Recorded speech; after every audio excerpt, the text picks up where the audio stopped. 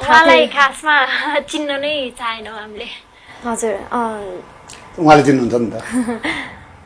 सागर लम्सालजी, उहाँलाई खासै अब कुन रूपमा चिन्नुहुन्छ भन्दा पनि अब आफ्नो सस्तो प्रचारको लागि चाहिँ कोही छोरी मान्छेको इज्जतको धजिया उड्ने कामहरू गर्नेमा चिन्छु म है। अब उहाँले अब यो सबै मैले भनिरहँदाखेरि यो के प्रुफ छ भन्नुभयो भने पनि उहाँ आफैलाई पनि थाहा छ मसँग हरेक कुराको प्रुफ छ भनेर। उहाँले कुनै बेला खण्डन गर्न आउनुभयो भने पनि म सबै कुरा म देखाउन पनि सक्छु। के सुझाव के छ तपाईँलाई?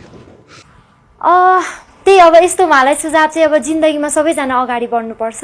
अब सधैँभरि यो कुरालाई कोट्याएर सधैँ कुरा यो कुरालाई प्रोत्साहन दिएर चाहिँ आफ्नो जिन्दगी, मेरो जिन्दगी त अब नराम्रो भइरहेछ, साथसाथै उहाँको जिन्दगी प्लस उहाँको त अब बिहे भइसक्यो, उहाँको वाइफलाई पनि यो कुराले अफेक्ट गर्छ भन्ने कुरा चाहिँ उहाँले चाहिँ बुझ्नुपर्छ। म उहाँलाई चाहिँ त्यही नै सुझाव दिन चाहे।